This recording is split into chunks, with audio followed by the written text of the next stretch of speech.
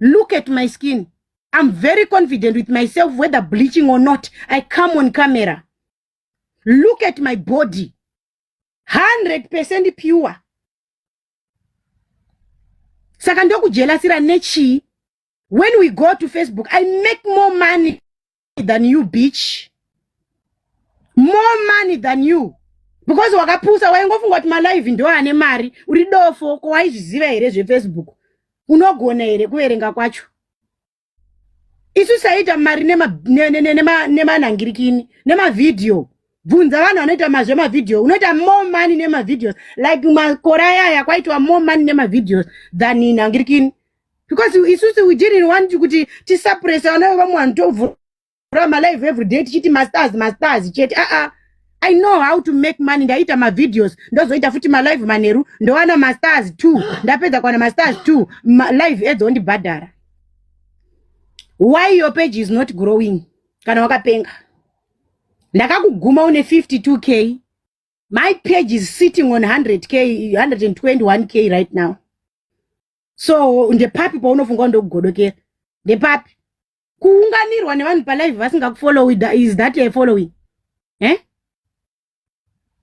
Une content here iwe chaita kuti ungobaya malive handiti nyaya kuti waingoita makuhwa chete usina chimwe chekuita. Isaigona kuuya tojaiva, taigona kuuya toanalyze tichiita mavideo, but you are so dumb. Chii chawaita chekuti chinganzi kwaichoshamisira nhasi zvikanzi makuhwa avhariswa vanhu vapera kusungiswa. Unopei vanhu iwe? Unovapa chii? Indoka ndikajaiva iwe unovapei? Unovapei vanhu? Unovaitira content yei? Do you think maybe ndingatokujelasera rasta? No, I've never wished to be a rasta. Iro rasta racho hauzivi kumaintain your body zvinoenderana nemutoro wako. Woti mazi rasta anenge ngundu apa kabhodhi kuita kungati ishwa, ungati kahuku rutombo kari kufamba pamusoro pemahapa. Woti ndokujelasera chii chandinokujelasera iwe? Chaungati kwai ndingakugodokera.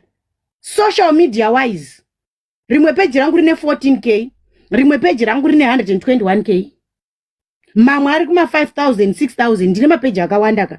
Ende paakandibloka, she make sure kuti andibloka permanently. Ende inini handinambobva ndamughosta. Naiye murungu anoti murungu wake handimzivi murungu wako ini. Ndongohwa kuti une murungu, but handimzivi ini murungu wacho ini. Handisa ndambomona wakandibloka. Kuna kuTikTok kwacho unongoya wakarembera usina video. Saka tokuona sei? Tomuona sei murungu wacho? Thank you so mami. Thank you so much mami. Tomuona sei? Saka chauri kufunga ndokujelasera chii? Vana vangu vanongoenda kuchikoro zvakanaka zvinengei. Ndiri kubasa, ndiri madhumbe. Kwawaimbovewo iwe? And I'm not even ashamed nebasa rangu, ndotoya ndiriko kubasa. Zvakanaka zvinengei.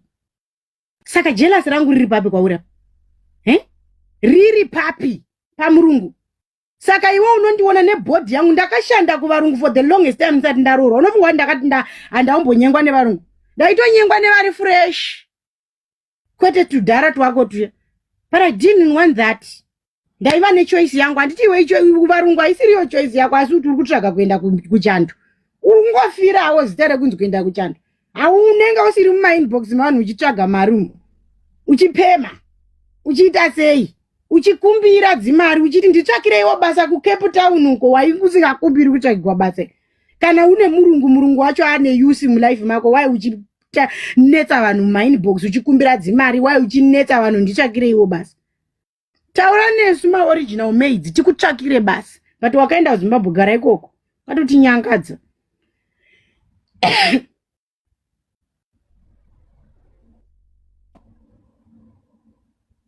Saka chandokugodokera chii? Ndoshandei. I am a professional maid. I'm a professional nanny. And one ma 2000, ma 3000, 4000 amnowana forget. Ndowana mari. Saka uchiona nichikwanisa kuinda nelife. Vana vangu vachikwanisa kuinda kuchikoro. Zvese handitamburini zvaunofunga. Mari yangu chete haikwanisi kuti ndiite zvinhu zviri extra, and I don't do things for people. I do things for myself. I don't impress people nezvinhu zvandisina, ndorarama nezvandinazvo.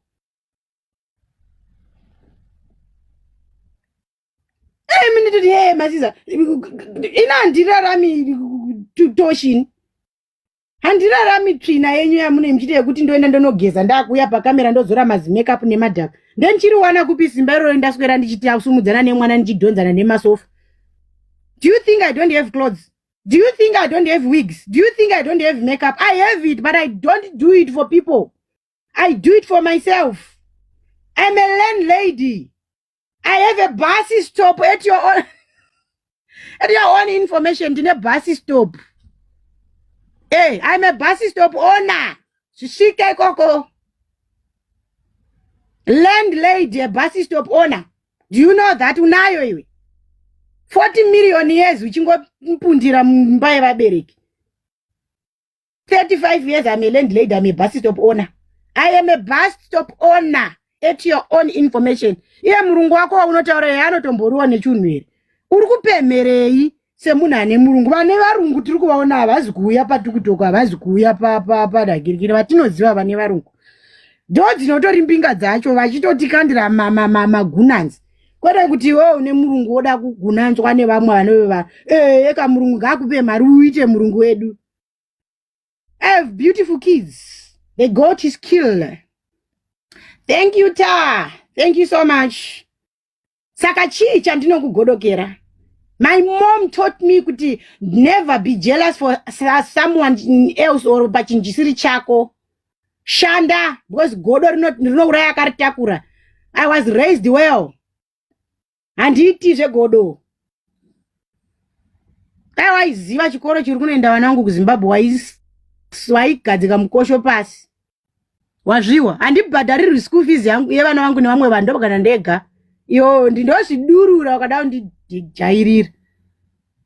Ukukokota vamwe vanhu magaro apa asi vanenge vasachakufadzi vasachakuitiri asi nekuti waibhadharirwa school fees dzevana. You are a failure. I can pay my or do something else, but kungobhadharira mwana wangu school fees ndega so wandakavhurira makumbo ndikamuchakurira 9 months ndega. It's something important to me. Ndingatopema zvimwe. But school fees, I just want to feel that motherly love. That thing. Yekuti ndini ndabhadhara school fees. Ndini ndabhadhara ma bills. Sandijairira. Nawe ndingokunyarara kuno TikTok mchindi provoke. Chii chaunacho iwe netukumbo tunenge mbadhe varoi. Ndechipi chandinokugodokera iwe. Chii chaunacho iwe. Face yako ndeye grey. Look at mine. I'm not bleaching. We both not bleaching. Saka chii chaunogodokerwa namasisi vewe. Ndepapi zvibvunze ugere ipapo kuti zororo chariwana rini ndiono ndigodokera. Ndokugodokera chii? Chandokugodokera iwe ne face yegrey. Bvura kamera. Tikuona hande kwalizuko. I challenge you.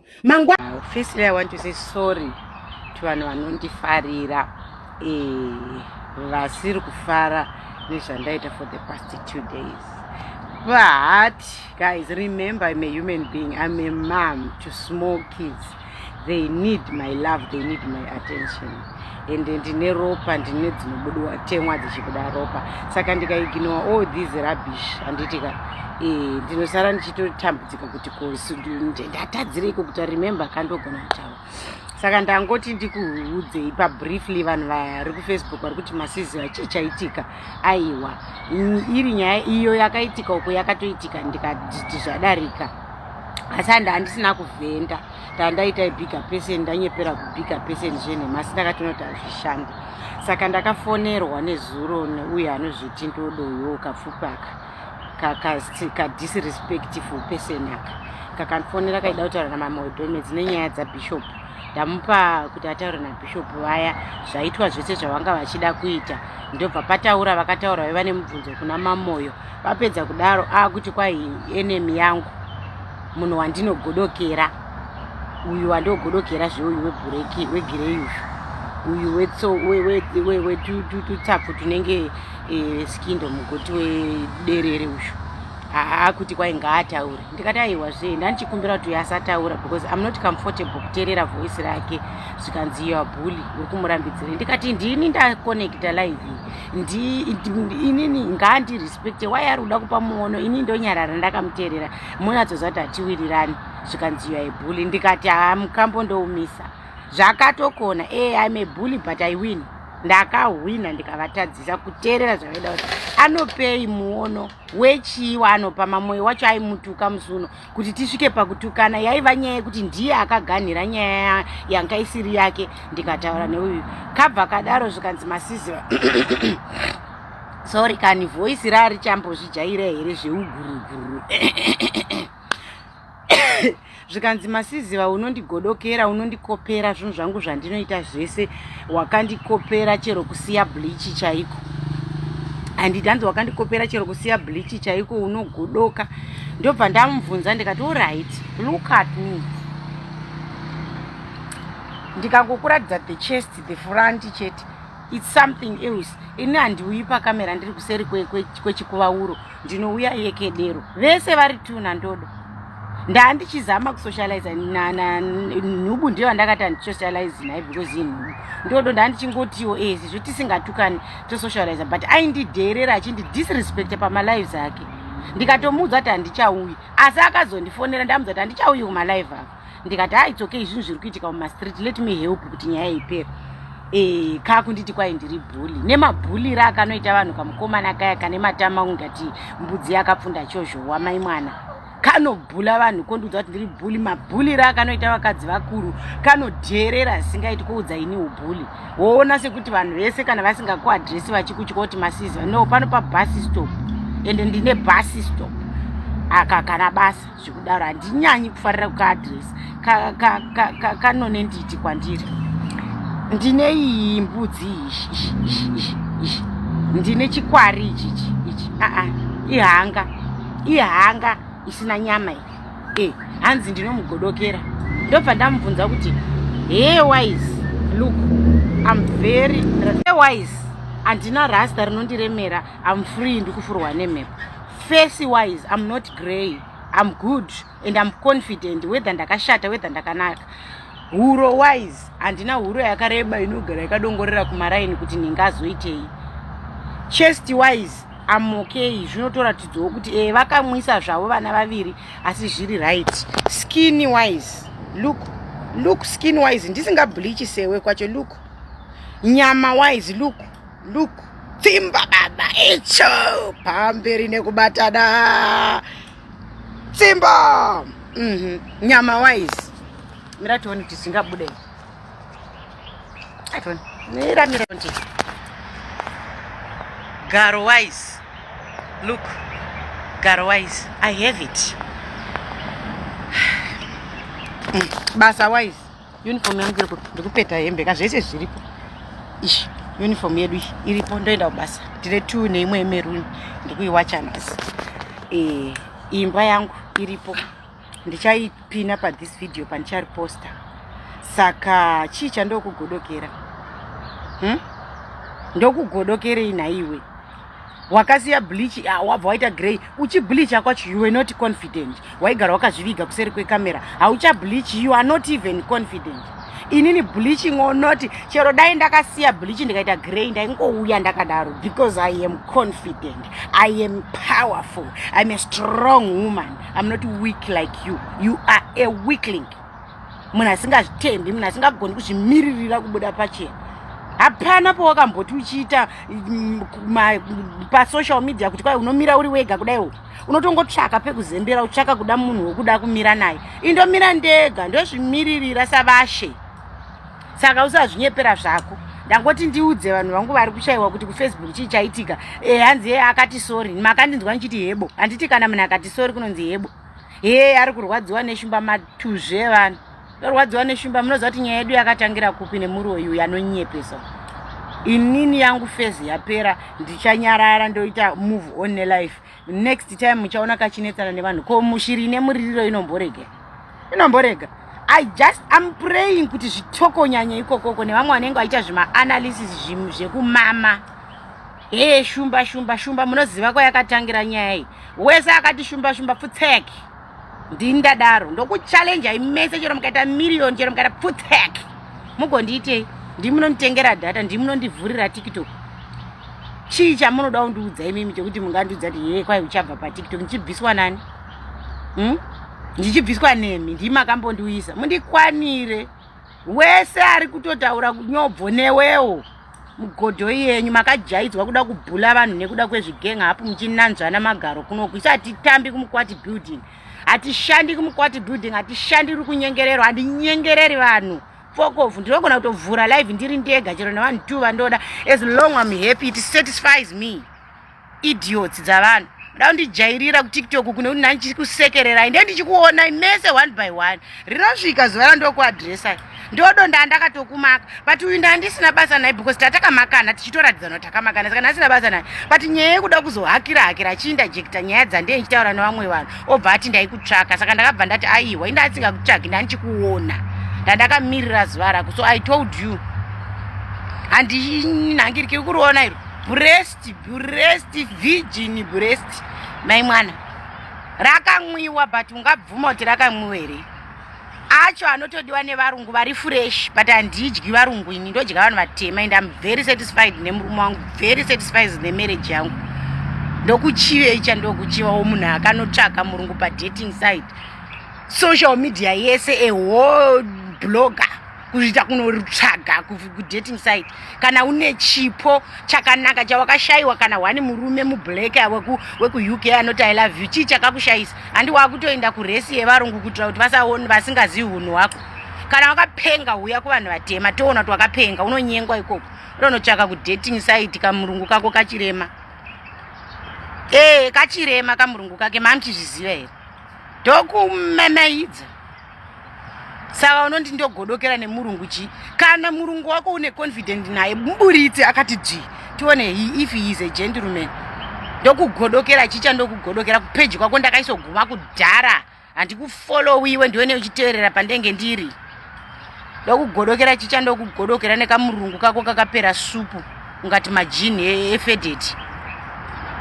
Chicha ndokugodokera iwe kamunhuwo zvako katopera kakatakura machira eredhi kutsama kunotsvaka kukufira kumboko. Ndokugodokera chichi chaunacho chandisina, pamwe ndotori bheta pauri,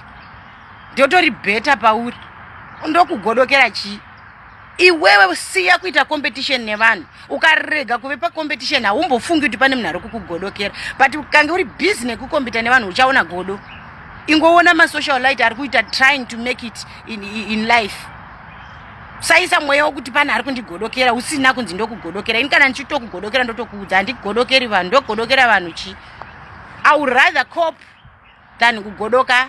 Ndokugodokera chicha, ndokugodokerawo zvako kamusura ndipemi rubbish.